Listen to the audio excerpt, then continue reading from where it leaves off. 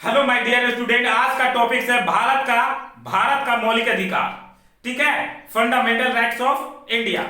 ठीक है, पिछले दो वीडियो में हम लोग पढ़ चुके हैं मौलिक अधिकार का इतिहास। अब भारत में सर्वप्रथम मौलिक अधिकार का मांग किसने की थी।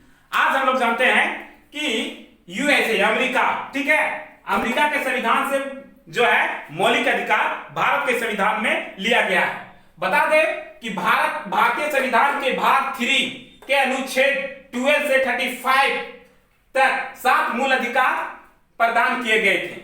ठीक है, 7 मूल अधिकार दिए गए थे। उसमें से एक मूल अधिकार संपत्ति का जो अधिकार था वो आपका जो है 31 में था वर्णित। उसको आपका 44 में संविधान संशोधन में 1978 के तहत आपका जो है अनुच्छेद 31 में वर्णित संपत्ति के अधिकार को मूल अधिकार के श्रेणी से हटाकर अनुच्छेद 300A के तहत कानूनी अधिकार बना दिया गया।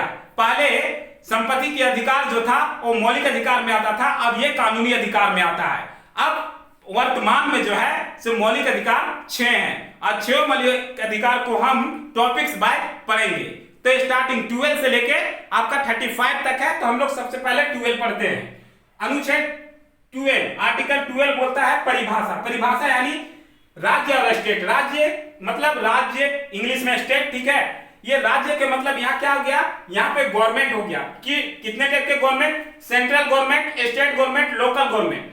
ये 3 गवर्नमेंट हो गया। ये 3 गवर्नमेंट क्या है कि कुछ कानून, इनको कुछ अधिकार दिया गया है जिसके तहत ये आपका विकास करेंगे और आपके ऊपर, आपके मौलिक अधिकार के ऊपर कंट्रोल बनाए रखेंगे। कहने का मतलब आपको मौलिक अधिकार दे दिए तो किसी की जाके गाली दे दीजिएगा। ठीक है, मेरा ये अधिकार, हम कुछ भी कर सकते हैं। कहीं भी जाके मतलब आपको अधिकार मिल गया तो जाके कहीं भी रोडों में सो जाइएगा कि हमको मौलिक अधिकार है, हम कहीं भी सो सकते हैं, किसी भी जगह में रह सकते हैं। ऐसा है क्या? बिल्कुल नहीं ऐसा है। आप कहीं कैसे सो जाइएगा? नहीं सो सकते हैं ना। तो इस पे कंट्रोल कौन करेगा? आपके जो स्टेट है वो कंट्रोल करेगा, आपके लोकल गवर्नमेंट कंट्रोल करेगा। अब कहने मतलब है कि गली में लड़ाई हो गया तो इसको सुलझाने के लिए प्राइम मिनिस्टर आएंगे क्या? सेंट्रल गवर्नमेंट आएगा? नहीं आएगा। कि गली में लड़ाई हो रहा है तो उसको सुलझाने के लिए हम आते हैं? नहीं। इसके लिए स्टेट गवर्नमेंट आएगा? नहीं, वो भी नहीं आएगा। आपका लोकल गवर्नमेंट में कौन कौन आ सकते हैं? मेयर आ सकते हैं, ठीक है, वार्ड आ सकते हैं, ठीक है। आप विलेज की बात करें तो वहां पे आपका मुखिया आ सकते हैं, वहां पे आप सदस्य आ सकते हैं। तो ये छोटे छोटे लोकल गवर्नमेंट आपके समस्या को सुलझाने के लिए आएंगे। तो उनको कुछ अधिकार दिया गया है। ऐसे ऐसे छोटे छोटे अधिकार बहुत से चीज के, जैसे बिजली बिल, रेलवे स्टेशन, यानी हर छोटे छोटे काम में हर लोगों को कुछ न कुछ अधिकार दिए गए हैं। आपको बिजली मिल रहा है तो सरकारी है तो क्या है, हुक लगाए खींच लिए, लगाए खींच लिए, ऐसा कीजिएगा क्या? नहीं। आपको बिजली लेना है तो कानूनी रूप से आप अपना नाम दर्ज कराइए, ठीक है, उसका कनेक्शन लीजिए और वहां पे हमेशा के लिए कनेक्ट कर दीजिए, तब ना आपको मिलेगा ये अधिकार। तो इस पे प्रतिबंध यानी कि आपके मौलिक अधिकार को कंट्रोल में रखने के लिए ये आर्टिकल 12 आपका परिभाषा देता है राज्य और स्टेट का। गवर्नमेंट बनाया गया, ये गवर्नमेंट आप पे नजर रखती है, ठीक है, आप गलत कर रहे हैं या सही कर रहे हैं। तो ये है आपका अनुच्छेद 12। अगर अनुच्छेद 13 की बात करें तो अनुच्छेद 13 बोलता है, सिंपल सी बात भाषा है अनुच्छेद 13 का, मूल अधिकारों का कोई बदलाव नहीं हो सकता। मूल अधिकार कभी नहीं हट सकते हैं। कहने का मतलब है वो रहेंगे संविधान में, चाहे कुछ भी हो जाए वो हमेशा रहेंगे। अगर उसे हटाएंगे तो क्या होगा? बहुत बड़ा यहाँ पे जो है आपका, अगर हटा दिए तो जन सैलाब आ जाएगा, लोग अपने घरों से निकल के रोड पे आ जाएंगे, मोर्चा पे खड़े हो जाएंगे। कहने का मतलब है कि आंदोलन कर देंगे, बहुत बड़ा आंदोलन आ जाएगा। इसलिए मूल अधिकार को कोई नहीं छेड़छाड़ कर सकता है। तो भैया जब छेड़छाड़ नहीं कर सकता है तो क्या कर सकता है? तो आपको बता दें, किसी आपातकालीन में आपके मूल अधिकार को छीन लिया जा सकता है, कुछ समय के लिए छीना जा सकता है। और ये छीनने का अधिकार है आपके राष्ट्रपति को, प्रेसिडेंट को। पूरे जैसे अभी कोरोना काल में आपके मूल अधिकार को छीन लिया गया था ना, कोरोना काल में आपके मूल अधिकार को छीन लिया गया था कि नहीं? से पहले बोलिए। छीन लिया गया था। आप अपने घर के अंदर थे, आप बाहर निकल नहीं सकते थे, जाके दुकान नहीं खोल सकते थे। आप कहने का मतलब है आप दुकान खोल भी नहीं सकते थे, रोड में घूम नहीं सकते थे, रोड में खड़ा होकर बातें नहीं कर सकते थे। ये सारे अधिकार आपका मौलिक अधिकार को छीन लिया गया था कुछ समय के लिए। तो ये बोला गया है संविधान में कि आपके मौलिक अधिकार छीने जा सकते हैं कुछ समय के लिए, जब आपके देश में बहुत बड़ा संकट आ जाए तब ये अधिकार छीन लिया जा सकता है। कहने का मतलब है अगर यहां भी बहुत बड़ा संकट आया था कोरोना काल तो छीन लिया गया, वहीं अगर इंडिया पाकिस्तान का वार हो, ठीक है, तो भी छीन लिया जाएगा। मतलब जब भी आपके देश में कुछ वैसा घटना घटता हो, आपातकालीन परिस्थिति आता हो, तो आपके मौलिक अधिकार को कुछ समय के लिए छीन लिया जाता है। लेकिन आपका मौलिक अधिकार को हटा दिया जाएगा हमेशा के लिए? नहीं, उसमें नहीं हटा दिया जा सकता। क्या उसमें परिवर्तन किया जा सकता? हाँ, मौलिक अधिकार में संशोधन किया जा सकता है, लेकिन तब संशोधन भी किया जा सकता है, उसके नजर संशोधन किया जा सकता है, लेकिन एक चीज का नजर हमेशा उस पर ध्यान होना चाहिए कि हमारा मौलिक अधिकार को पूर्ण रूप से हटाया तो नहीं जा रहा है इन संशोधन के द्वारा। ये सारे देखते हुए बहस किया जाएगा, ठीक है, न्याय समीक्षा के तहत संसद में बहस होगी और उसके बाद सुप्रीम कोर्ट, हाई कोर्ट में उसकी सुनवाई होगी, तब जाके आपका राष्ट्रपति का सिग्नेचर होगा, तब आपका परिवर्तन किया जा सकता है। इससे पहले नहीं किया जा सकता है। जैसे अगर हम बात करते, बोलता है अनुच्छेद 13 एक लाइन में, समझिए क्या बोलता है। पहले का कानून जो आपका इतना बड़ा भारत में 4 समुदाय के लोग रहते हैं और 4 समुदाय के लोग ही नहीं रहते हैं, उस 4 समुदाय के अंदर भी विभिन्न जातियां रहती है। इस सब को नजर में रखते हुए संविधान को बनाया गया, सबके लिए एक कानून बनाया गया है, सबका मौलिक अधिकार समान हो। लेकिन बोला गया कि आपके पिछले कानून में, कहने का मतलब जो चलते आ रहे पहले से कानून, ठीक है, जैसे मुस्लिम लोग, हिंदू लोग पहले से चलते आ रहे हैं, तो उस लॉ के तहत अगर मेरा मौलिक अधिकार में कुछ ठेस होता है या छीना जाता है तो उस कानून को चेंज किया जा सकता है, परिवर्तन किया जा सकता है। जैसे एक हिंदू लॉ के तहत आपको बता दें कि शूद्र और छोटे कास्ट के लोगों को स्कूल के अंदर बैठ के पढ़ना नहीं था, उनको स्कूल के बाहर बैठ के पढ़ना था। तो इस कानून को मौलिक अधिकार छीन रहा है, क्योंकि मौलिक अधिकार बोलता है सभी लोग एक समान है, सभी लोग एक साथ बैठ के पढ़ सकते हैं, एक साथ खा सकते हैं, तो उस अधिकार को हटा दिया गया। कहने मतलब आप ये अधिकार मेरे कानून के, जो मेरे अधिकार अनुच्छेद 13 देता है उसके तहत ये आता है, नहीं आता है, इसलिए आपके अधिकार को हम नहीं मानेंगे, हम क्लास के अंदर बैठ के पढ़ेंगे।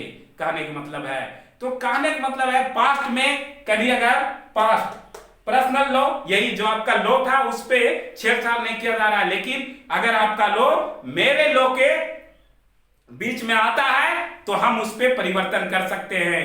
दूसरी बात है पास्ट में भी कभी ऐसा आप नहीं कोई कानून बना सकते हैं जिससे मेरा मौलिक अधिकार को छीना जा सके। कहने मतलब पास्ट में ऐसा बना दिया कि नहीं, मेरा स्टेट में दूसरा स्टेट के लोग नहीं आ सकते हैं, काम नहीं कर सकते हैं, ठीक है, तो ऐसा नहीं भैया, ये ऐसा कानून आप नहीं बना सकते हैं, क्योंकि मूल अधिकार में ऐसा बोला गया है। आप ऐसा कोई भी कानून नहीं बना सकते हैं जिससे मेरा मौलिक अधिकार छीना जाए, ठीक है। तो ये है आपका मौलिक अधिकार। तो मौलिक अधिकार में आपका अनुच्छेद 13 में मूल अधिकारों को कभी कोई छीन नहीं सकता। न्याय समीक्षा, अगर कभी उसमें परिवर्तन करना हो तो संसद में उसका बहस होगा, बहस होने के बाद सुप्रीम कोर्ट, हाई कोर्ट में उसकी सुनवाई होगी, तब उसमें जो सुनवाई होने के बाद, फैसला होने के बाद उसमें चेंजेस लाया जा सकता है। आपका पर्सनल लॉ में हम कोई छेड़छाड़ नहीं करेंगे, लेकिन मेरे कानून के, मेरे मौलिक अधिकार के अंतर्गत अगर वो छेड़छाड़ होगा तो हम उसको हटा देंगे। जैसे 3 तलाक कहने का मतलब था पहले मुस्लिम लॉ में कि 3 तलाक कहा गया, तो 3 तलाक जब कह दिए तो क्या हुआ कि आपका अधिकार, एक लेडीज का अधिकार छीन लिया जा रहा है ना। 3 तलाक कहने का मतलब है कि आप बोलते हैं कि समान रूप से चाहे बॉयज हो या गर्ल्स हो, दोनों के लिए समान अधिकार है। 3 तलाक कहने के, एक जेंट्स 3 तलाक कहा, एक लेडीज का पूरा जीवन बर्बाद हो गया। कहने का मतलब तलाक 3 टाइप के भी होते हैं, ठीक है। तो कहने का मतलब है कि उसमें चेंजेस किया गया कि मौलिक अधिकार दोनों के लिए बराबर है। तलाक तभी मंजूरी हो सकता है, ठीक है, आपका 3 तलाक कहने से नहीं, जब गर्ल्स को भी मंजूर हो आपका तलाक, तभी आप तलाक दे सकते हैं। गर्ल्स को मंजूर नहीं हो, आप उसको जबरदस्ती 3 तलाक दे के हटा दीजिएगा क्या? नहीं ना। तो कहने का मतलब है कि गर्ल्स को और बॉयज को मौलिक अधिकार समान रूप से दिया गया है। इसी मौलिक अधिकार, आपको थोड़ा सा हम बता दें कि इसी मौलिक अधिकार के तहत आज गर्ल्स जो है जॉब कर रही हैं, जॉब ही नहीं, प्रेसिडेंट बन गई, प्राइम मिनिस्टर बन गई, ठीक है, स्टेट गवर्नमेंट बन गई, लोकल आपका एमएलए बन गई, आपका आईएएस बन गई, टीचर बन गई। क्यों? यही मौलिक अधिकार। आप सोच सकते हैं लिखने वाले ने क्या लिखा है। ठीक इसीलिए किसी ने कहा है क्या कि कभी वक्त मिले तो हमें जरूर पढ़ना, कभी वक्त मिले तो हमें जरूर पढ़ना, यानी संविधान को पढ़ना। तुम्हारे सारे समस्याओं का हल मैं दूंगा। कौन? संविधान देगा। आप पढ़िए। तो इसीलिए मैं कहता हूं शिक्षित बनो। शिक्षित बनोगे तभी तो अपने हक के लिए आवाज उठाओगे। शिक्षा, अगर आप शिक्षित नहीं बनोगे तो लोग आपको ठग लेंगे। आज के भ्रष्ट नेता जो है से कब कोई इंडिया को बेच देते। अगर ये कानून ऐसा इतना मजबूत कानून ना बना होता तो कब कोई बेच देते, कब कोई इस इंडिया में दंगे फसाद करा दिए होते। क्योंकि यहाँ 4 समुदाय रहते हैं और 4 समुदाय के अंदर भी विभिन्न समुदाय रहते हैं, छोटे छोटे जाति, सबको समेट के रखा है ये कानून के ही तहत। वरना तो सोचिए कि एक कानून बनाने वाले डॉक्टर भीमराव अंबेडकर आखिर कितने सोच समझ के बनाया और उनके साथ जो सहयोगी साथी थे ये सभी लोगों ने कितनी मेहनत करके इस संविधान को बनाया होगा, जरा सोचिए। ठीक है, इसलिए इन्हें हम सैल्यूट करते हैं। Thank you.